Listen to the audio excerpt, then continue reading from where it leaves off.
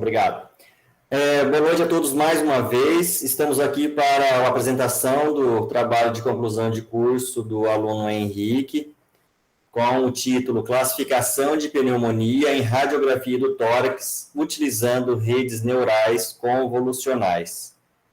Agradeço a presença da professora Lilian Tupã, do professor Paulo Henrique, da UTFPR de Guarapuava, a professora Lilian daqui da UEM. Agradeço a professora Hatsumi, né, pela organização, por deixar tudo pronto para nós. Henrique, você pode começar, e a gente sempre fala aí uns 25 minutos, 30, né? Eu sei que o trabalho ficou bastante extenso, mas fique à vontade e vamos acompanhá-lo, tá bom? Pode começar. Beleza, professor, obrigado. Bom, primeiramente, eu queria agradecer a todo mundo aí, a presença de todo mundo, né? Principalmente os membros da banca, né, pela disponibilidade, professor doutor Anuar, professor doutor Paulo e a professora doutora Línia. Bom, para quem não me conhece, eu acho que todo mundo me conhece, mas meu nome é Henrique, eu vou estar apresentando aí o meu trabalho de conclusão de curso, que um título Classificação de pneumonia em radiografias do tórax, utilizando redes neurais convolucionais. Bom, começar agora de fato, né, a apresentação do trabalho. Começar dando aqui uma introdução rápida sobre a pneumonia, que vai ser o objeto que a gente está querendo classificar aqui, né? Vamos trabalhar em cima da classificação das imagens de pneumonia. Bom, a pneumonia, ela é uma forma de infecção que ela atinge principalmente os alvéolos pulmonares. E, bom, apesar da maioria dos efeitos da doença já terem sido controlados, ela ainda é uma grande causa de mortes em países que estão em desenvolvimento. Bom, estima-se que ocorram cerca de 450 milhões de casos em todo o mundo por ano, né? E somente em 2017, a pneumonia ela foi responsável pela morte de mais de 800 mil crianças menores que 5 anos. Bom, isso são dados da OMS. As principais causas da doença é por bactérias, vírus ou fungos. E, bom, cada doença, cada tipo de pneumonia vai ter o seu manejo diferente, então é importante saber diferenciar elas o mais rápido possível. Então, uma das formas que se tem para diagnosticar a pneumonia é através da realização da radiografia do tórax, que permite obter imagens de alta qualidade ali da região onde a pneumonia atinge, né, a região do pulmão. Mas esse processo do diagnóstico, ele, querendo ou não, ele demanda tempo e ele está suscetível ao erro humano. Então, uma da forma da gente diminuir essa probabilidade da ocorrência do erro e também diminuir também o tempo do processo diagnóstico automatizando esse processo, né? Automatizando o processo diagnóstico. E, bom, dentre as possíveis formas, uma delas é através da utilização das redes neurais convolucionais, que foi a forma utilizada nesse trabalho, né? Então, o objetivo desse trabalho vai ser construir e treinar uma rede neural convolucional que é capaz de classificar aí as radiografias do tórax, classificar a pneumonia ou não. E, bom, um objetivo secundário talvez seja, caso essa imagem seja classificada como contendo pneumonia, também conseguir diferenciar a sua origem, né, se ela é uma pneumonia viral ou bacteriana, perdão. Bom, a escolha da arquitetura que vai ser utilizada, a arquitetura final, ela vai ser baseada na avaliação dos desempenhos de diferentes arquiteturas de rede neural já conhecida na literatura. As que vão ser utilizadas vai ser LeNet 5, AlexNet, VGG 16, a Inception V3 e a ResNet 50. Bom, falando um pouquinho das redes neurais convolucionais, as redes neurais convolucionais, ou como elas são mais conhecidas, CNNs, elas são análogas às redes neurais artificiais mais tradicionais, talvez que a gente conheça mais, porque elas têm os parâmetros que vão se otimizando ao decorrer do treinamento dela, e bom, sem você precisar de fato interferir nesse processo, né?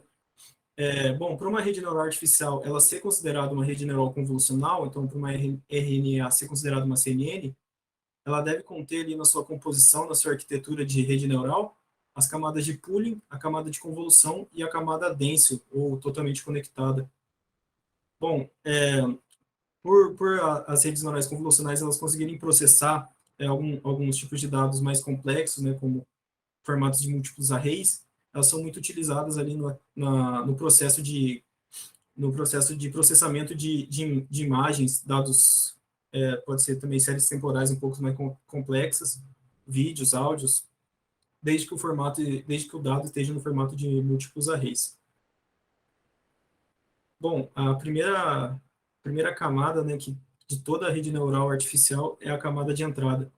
E como a gente aqui está trabalhando com imagem, a gente tem que conseguir transformar essa imagem em algum formato de dado numérico para a gente conseguir estar realizando algumas operações matemáticas para conseguir estar classificando ela. Então, bom, como as imagens do nosso conjunto de dados estão todas em escala de cinza, a gente pode usar essa regra aqui, né, em que a cor preta vai ser representada pelo valor zero e a cor branca vai ser representada pelo número 255. Então, a gente pode dividir assim a imagem em pixels, né? E aqui vai ser essa imagem B, aqui é a imagem 4B, ela é uma ampliação da imagem 4A, que ela tem 8 pixels por 8 pixels. Então, a gente consegue representar essa imagem B como uma matriz aqui, onde cada elemento da matriz vai representar cada pixel dessa imagem. E, bom, se a gente fizesse a matriz dessa imagem A, nessa imagem 4A, vai ficar uma matriz maior de mais de 1000 por 1000. Bom, a primeira camada que é obrigatório ter numa arquitetura de rede neural convolucional é a camada de convolução, né? Já que essa rede leva o nome dela. Então, nessa camada vai ocorrer a convolução entre o array, né? A matriz, o tensor, que é resultante da imagem que está sendo classificada, e um kernel, né? O kernel é a matriz que vai estar convolucionando, é uma matriz arbitrária aí que vai estar convolucionando essa imagem. Bom, se a gente lembrar do teorema da convolução, que é uma integral, a gente pode transformar aqui no caso discreto, né? Já que a gente está trabalhando com pixels, e como é bidimensional, a gente transforma aqui em uma somatória dupla. Então, a convolução entre f de x e y, que é a imagem, é o array resultante da imagem, e a matriz de convolução g de x e y vai ser dada pela essa somatória dupla, aqui representada pela equação 1. Bom, mas deixando um pouco a matemática de lado, falando mais da parte computacional, para a gente definir uma camada de convolução computacionalmente, a gente precisa definir alguns parâmetros, né? O primeiro deles talvez o mais importante, o tamanho dessa matriz de convolução. Então, qual que vai ser o tamanho dessa matriz G de xy? O segundo parâmetro vai ser o número de filtros de dimensionalidade, que é a quantidade de kernels independentes que cada camada de convolução vai ter. O número de pixels que essa convolução ela vai se deslocar ao longo da imagem, que é o stride da convolução, e a função de ativação, que é uma função não linear. Bom, aqui a gente pode ter uma ideia melhor de como ocorre a convolução. Então, se a gente pensar que essa representação de uma matriz azul aqui, né, que seria a matriz resultante da imagem a ser classificada, e essa matriz laranja aqui, meio avermelhada, como kernel, a gente vai ter que a convolução vai ser a soma do produto de cada elemento. Então, o produto do primeiro com o primeiro, e aí soma com o produto do segundo com o produto do segundo, e assim vai por toda a matriz, né? E aqui a gente tem um número inteiro que resulta. E essa matriz, ela se desloca pela essa matriz principal, né? Pela matriz resultante da imagem, com um stride. Então, se aqui a gente define um stride de 1 por 1, ela vai se deslocar um pixel para a direita, e quando chega no final da imagem, ela se desloca um pixel para baixo, volta lá no começo e desce um pixel. Bom, a segunda camada que tem que ter nas redes neurais convolucionais é a camada de pooling, e nessa camada vai ocorrer a redução da dimensionalidade do array, né? A redução da dimensionalidade uma simplificação do array. Então, bom, existem duas funções aqui principais, a max pooling e a average pooling. Na max pooling, vai pegar um espaço, uma janela ali da matriz resultante, né, das convoluções de todas as operações que foram aplicadas, e vai pegar o maior valor encontrado dentro dessa janela. Então, bom, aqui a gente pode ver que o maior valor é 100, então o valor resultante aqui vai ser 100, né, o valor retornado pelo max pooling. No average pooling, em vez de ser o valor máximo, vai ser a média aritmética entre todos os valores. Então, você soma o valor e divide pelo número de elementos aqui, e aqui no caso vai dar 36 a soma, depois divide por 4. Bom, agora, depois desse array já ter passado pelas convoluções, pelos poolings, por todas as operações, ele vai ser redimensionalizado na camada flatten, né? Que, bom, você pode ter um array n-dimensional ali, você vai transformar ele em um array unidimensional. E, bom, é basicamente isso que essa camada faz, ela só transforma um tensor numa matriz coluna. E, bom, depois de passar pela camada flatten, esse array ele vai servir como valor de entrada para a camada dense, né? Então, bom, essa imagem aqui, essa figura 8, eu acho que a gente já está mais acostumado, que aqui são as redes neurais artificiais mais tradicionais. E, bom, onde cada neurônio aqui, cada bolinha dessa está conectada com todos os neurônios da camada anterior e todos da próxima camada, sem estar conectados com os mesmos neurônios com os neurônios da mesma camada, né? A princípio ali, pelo menos. E, bom, se a gente vê essa imagem aqui, uma rede neural convolucional que, a princípio, parece ter sido treinada para classificar entre duas classes, né, cães e gatos, e quando você passa essa imagem para ela, essa imagem vai passar pela camada de entrada, pela convolução, pelo pooling, vai ser redimensionalizada, vai passar pelas camadas dense, e a última camada dense, que é a camada de saída, vai retornar a probabilidade dessa imagem pertencer a cada classe, né? Então, aqui está dando 0,79, né, de pertencer à classe gato, que seria 79% dessa imagem ser um gato.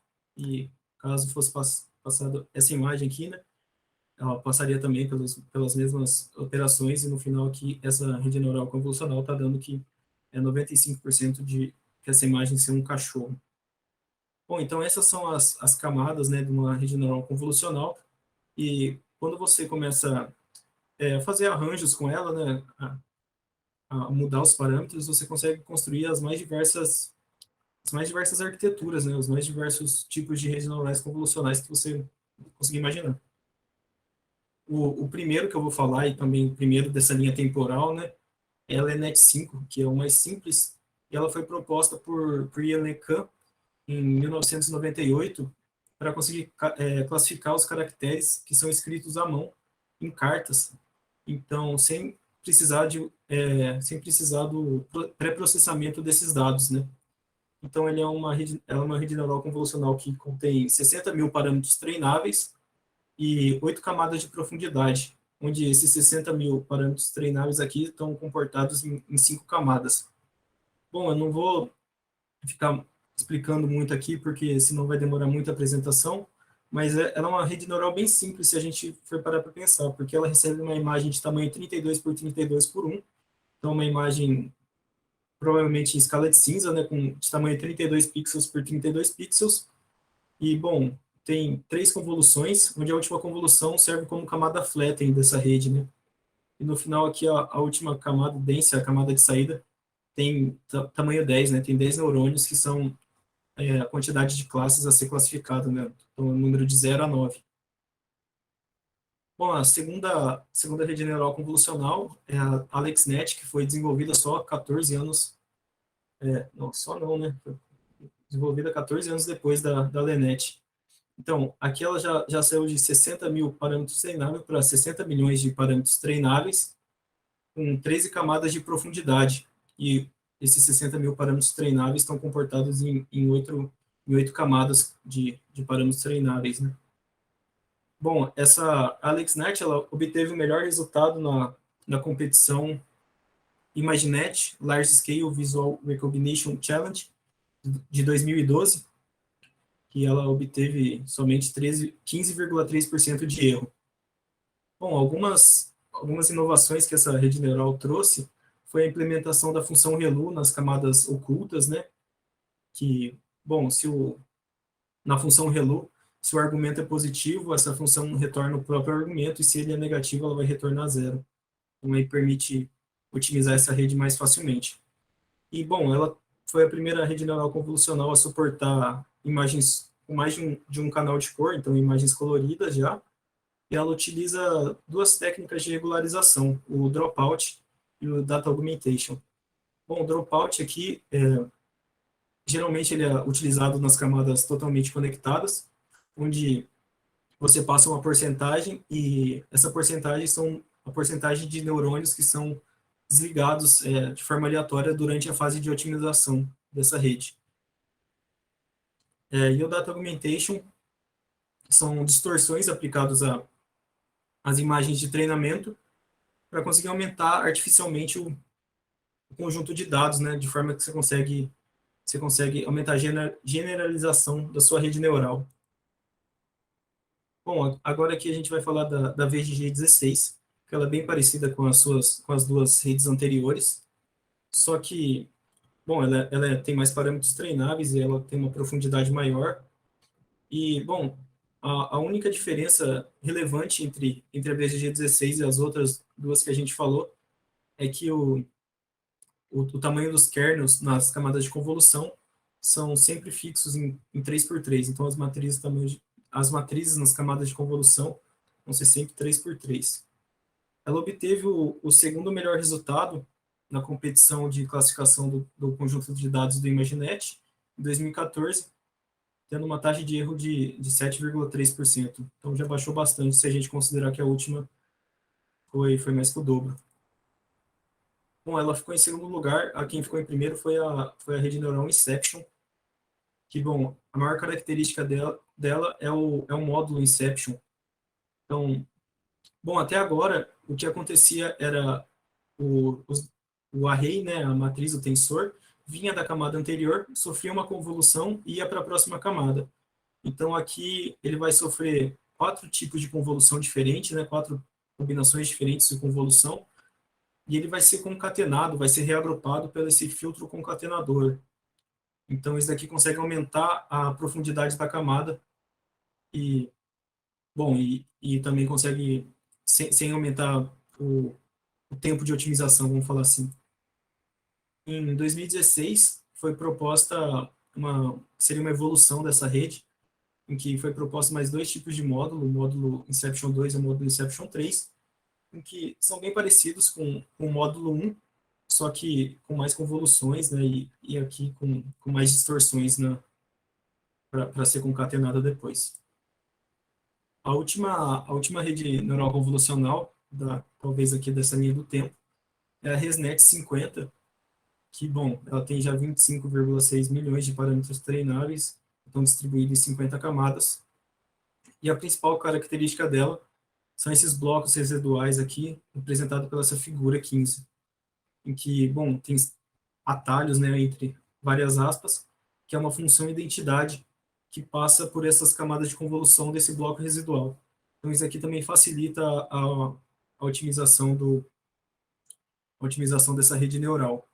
Bom, ela obteve o melhor resultado na competição de classificação do conjunto de dados do ImageNet, em 2015, que foi o último ano, inclusive, que teve, conseguindo superar aí o ser humano na tarefa de classificação dessas imagens. Bom, agora vou falar de algumas coisas que a gente pode usar para monitorar o processo de treinamento. A função de custo talvez seja uma das coisas mais importantes no treinamento, né, de uma rede neural convolucional, porque ela é a função que tem que ser minimizada durante o treinamento. Então, o objetivo do treinamento é minimizar essa função. E, bom, você escolher a função de custo certa para a sua rede, né, para o seu problema, vai diferenciar entre você ter um resultado bom e um resultado ruim. Como aqui o nosso problema é um problema de classificação de mais de uma classe, a gente utiliza essa função categorical cross entropy, que é basicamente menos o logaritmo da função softmax, né, da classe real, que é a probabilidade da imagem passada para essa rede neural pertencer à classe verdadeira. Então, se a gente pensar lá naquele slide em que teve aquela classificação de uma imagem pertencente à classe de um cachorro ou de um gato, quando foi passada a imagem de um cachorro, isso daqui retornou 0,95. Então, seria menos o logaritmo de 0,95, que dá algo próximo a zero. Bom, agora, algumas métricas de avaliação para depois que esse modelo foi otimizado, você conseguir ver se esse modelo performou bem ou não, né? Então, a primeira métrica aqui vai ser a matriz de confusão. Não é uma métrica realmente, mas você consegue ter uma ideia de como seu modelo performou. Então, ela é uma matriz em que a diagonal principal dela representa os acertos do modelo e tudo que está fora da diagonal principal são os erros cometidos. Então, a importância da matriz de confusão é que você consegue obter outras métricas, né? Talvez a mais importante seja a acurácia, que é a taxa de acerto. Então, a acurácia ela vai variar sempre entre 0 e 1. 0 é se o modelo errou todas as classificações possíveis e 1 acertou todas. E ela vai ser dada aqui pela divisão entre o número de acertos, né, a soma dos verdadeiros positivos com os verdadeiros negativos, pelo conjunto todo de imagens classificadas. Bom, a gente tem também a sensibilidade, que ela é a taxa ali de verdadeiros positivos, ela é dada pela divisão entre os verdadeiros positivos com a soma dos verdadeiros positivos com com os falsos negativos. E, bom, analogamente, a gente tem a precisão também, que é a divisão dos verdadeiros positivos com os verdadeiros positivos mais os falsos positivos. Bom, essas duas métricas aqui, elas são importantes que a gente consegue obter o F-score, né, que é a média harmônica entre os dois. Então, aparece esse parâmetro beta, e assumindo beta igual a 1, a gente obtém o F1 score, que talvez seja a segunda métrica mais importante para a gente avaliar como o nosso modelo performou. Bom, agora já falando dos materiais e dos métodos utilizados no projeto, nesse trabalho, né? A linguagem de programação utilizada foi a linguagem Python, e todos os códigos foram feitos no ambiente Jupyter Notebook do Google, né? O Google Colaboratory, que é uma plataforma na nuvem que permite rodar os códigos em uma GPU de maneira gratuita.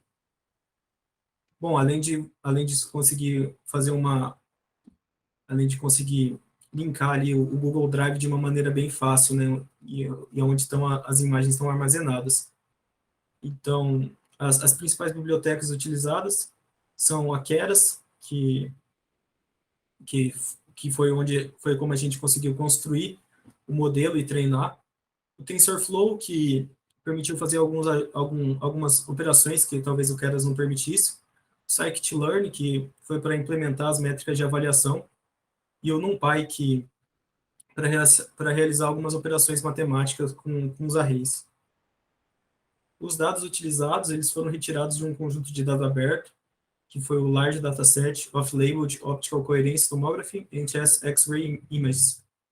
Bom, esse conjunto de dados ele está dividido entre duas pastas principais, onde as imagens são reservadas para o treinamento do modelo, para a otimização do modelo, e outra para o teste do modelo. E dentro dessas pastas, elas estão subdivididas em outras duas pastas, né? Uma contendo imagens de pulmão normais, sem nenhuma doença, e outra contendo algum tipo de pneumonia. Então, aqui a gente tem só um exemplo do que seriam as imagens desse conjunto de dados. Bom, quando foi analisada as classes, as pastas contendo que tem pulmões com pneumonia, foi possível perceber que elas estavam rotuladas em pneumonia viral e pneumonia bacteriana. Então, foi possível separar em duas outras pastas, né, que tivesse separado. Então, aí a gente teria a pasta de pulmão saudável, pulmão com pneumonia bacteriana e pulmão com pneumonia viral. E também foi criada uma outra pasta principal, que é a pasta de validação, que ela serve para monitorar o treinamento do modelo. Essas imagens de validação não são utilizadas para otimizar o modelo, é só para fazer um pequeno teste a cada época ali, para ver se o modelo não tá enviesado, nem nada assim de muito preocupante. Bom, se a gente olha aqui nessa tabela 2, a gente pode ver que nos dados de treinamento, a classe de pneumonia bacteriana contém muito mais dados que a outra, né? Quase o dobro aí. E, bom, apesar de você conseguir otimizar um modelo, uma rede neural convolucional com esses dados desbalanceados, essas classes que contêm menos dados, elas podem sofrer de baixa acurácia, né? Então, bom, seu modelo pode ficar enviesado, né? Resumindo aqui. Então, para isso foi adicionado peso a cada imagem. Então, as imagens da classe de pneumonia bacteriana, ela receberam peso 1, e as outras imagens, e as outras classes, né? As imagens receberam peso 1,921 para pneumonia viral e 1,915 para os pulmões sem nenhuma doença detectável. Bom, agora aqui os parâmetros utilizados para o Data Augmentation. As distorções realizadas na imagem foram alteração na escala, né? Então, foi como se a gente tivesse ampliado aqui, pudesse ampliar até 25% do tamanho da imagem e diminuir 10%. Então, a imagem também podia rotacionar livremente ali 10 graus e deslocar tanto horizontalmente como verticalmente 10% do valor dela. Quando aparecesse espaços, né, que não fossem preenchidos, ela ia ser preenchida de maneira constante e com o valor zero, né, que representa o preto. Então, ela vai ser preenchida de valor constante com a cor preta. Então, bom, se a gente olha aqui, essa daqui é a imagem principal, a imagem original, que estava no conjunto de dados, e a gente foi aplicando distorções de maneira aleatória para gerar essas novas imagens, que elas são utilizadas no processo de treinamento para obter maior generalização do modelo treinado. Bom, outra técnica utilizada foi a otimização dos hiperparâmetros. Os hiperparâmetros, eles são valores que são escolhidos na hora da construção da rede neural e, bom, e eles podem interferir diretamente ali no desempenho dela, né? Então, é outra coisa que pode fazer uma rede neural performar muito bem ou muito mal. Então, os valores que foram otimizados foram valor de taxa de aprendizagem do otimizador e o número de neurônios das camadas totalmente conectadas. Bom, aqui só para falar que a ResNet 50 e o Inception V3, eles não foram otimizados porque eles só têm uma camada totalmente conectada. Então, e o número de neurônios dessa camada é o número de classes, né? Vai ser 3 sempre. Bom, agora partindo para os resultados, só tomar uma água aqui.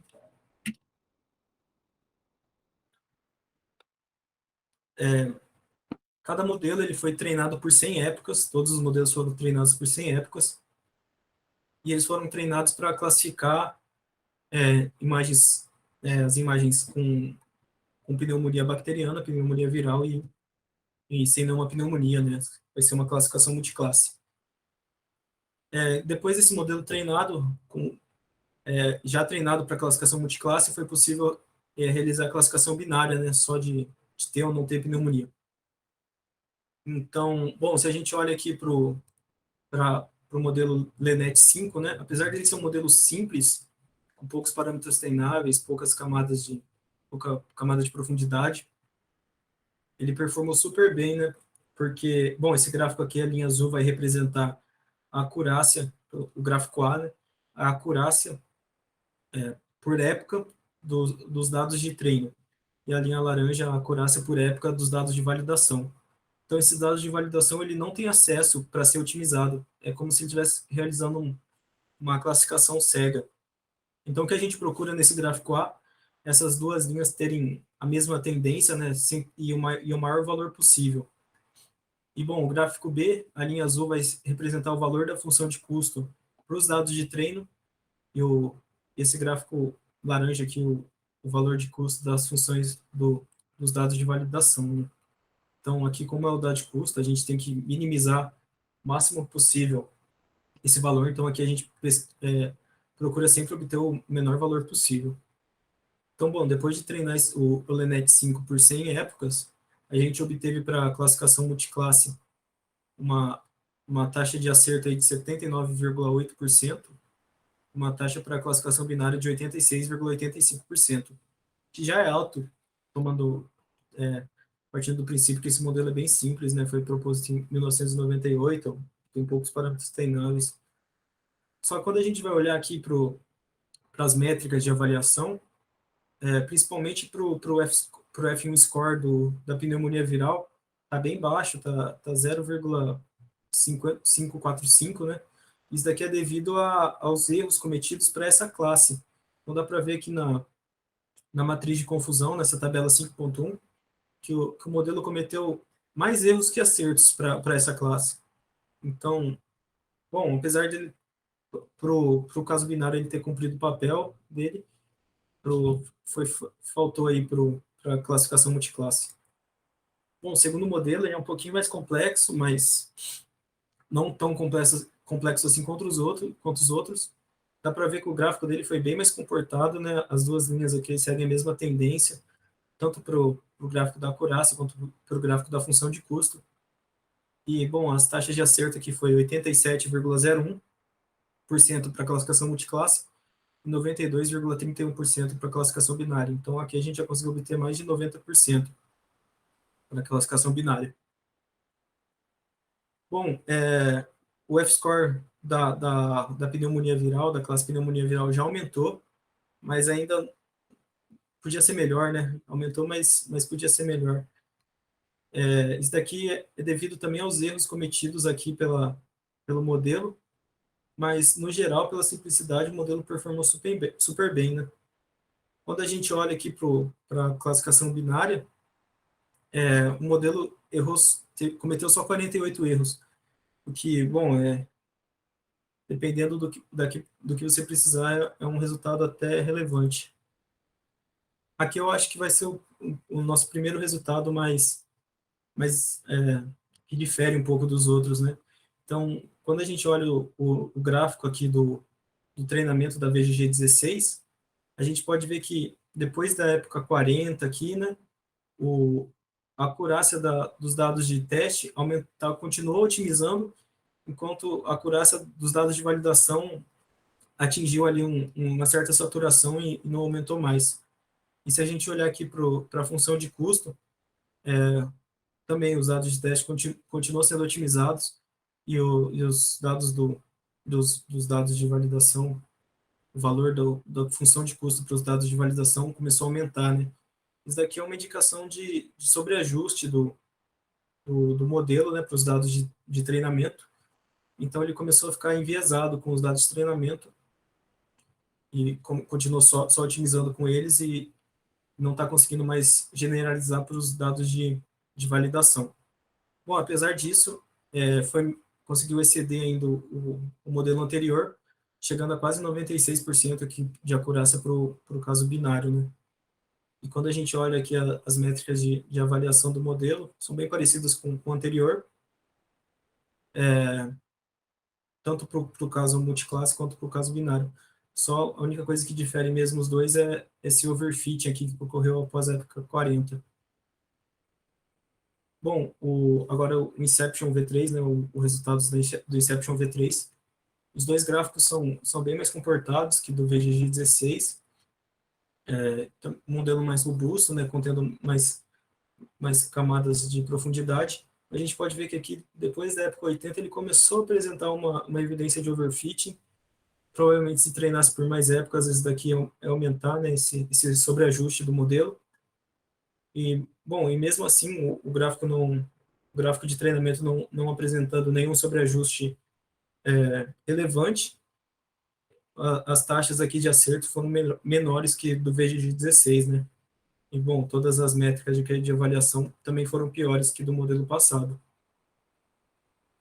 Bom, o último modelo que a gente vai estar falando aqui, antes de ir para o modelo final construído, né, para esse trabalho, é o ResNet 50, que, bom, para os dados de validação aqui a gente pode ver que tanto a acurácia quanto a função de custo, o gráfico dele é bem menos suave, né, não segue a mesma tendência que o valor dos dados de teste. Então, isso significa que, apesar dos dados de teste estar sendo otimizados, os valores as classificações dos dados de validação estão meio que aleatórios, né? Então, a gente pode ver que aqui, às vezes, melhorou, e depois caiu, e depois subiu de novo. Então, ele não está sendo otimizado mesmo para generalizar para imagens que o modelo nunca viu. E a gente pode ver aqui também que a acurácia, tanto da classificação multiclasse quanto para a classificação binária, já abaixou bastante para os modelos anteriores, da classificação binária baixando de 90%. E, bom, as métricas de avaliação apesar de não terem sido ruins, foram piores que os modelos passados. Bom, então agora a gente pode ir aí para o modelo construído para esse problema, né, que foi desenvolvido nesse trabalho. Então, bom, ele foi denominado VGG Índice, né, seria a junção de VGG e Inception, que, bom, ele tem basicamente a mesma estrutura da arquitetura da rede neural VGG. A única diferença é que antes da camada Flatten, ele tem 3 módulos Inception.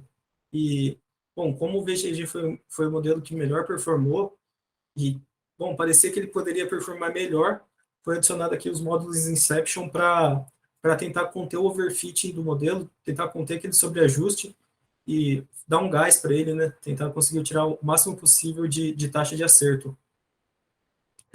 Bom, esses módulos Inception é aquele mesmo que foi apresentado na sessão Inception, só que aqui eles estão de maneira tabular, né? Mas é o mesmo módulo Inception 1.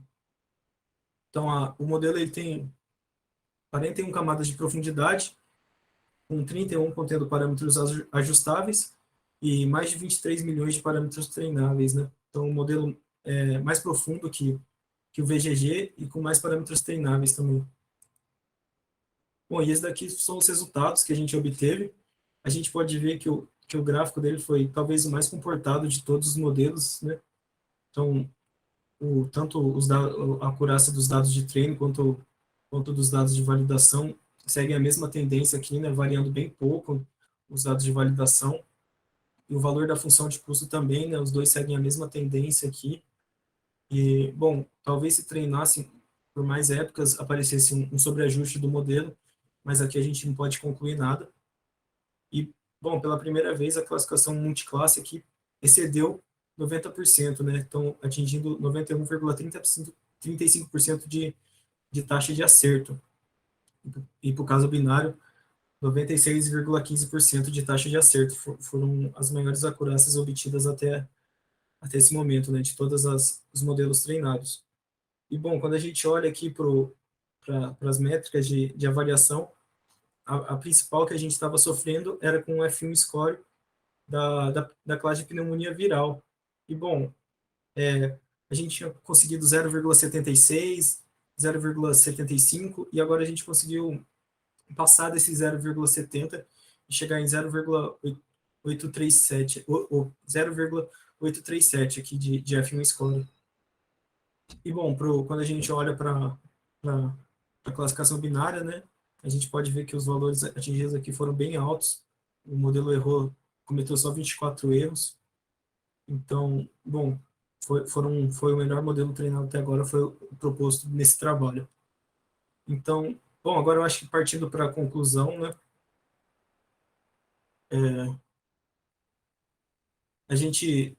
o objetivo desse trabalho, ele foi propor algum método de classificação de imagens de uma maneira confiável e automática, né, sem precisar ter um médico ali do lado do processo a todo momento. Então, foram treinadas cinco modelos diferentes e foram avaliados. Então, os modelos escolhidos para fazer parte ali do modelo final foram as arquiteturas VGG16 e Inception V3, e o novo modelo foi denominado VGG Índice.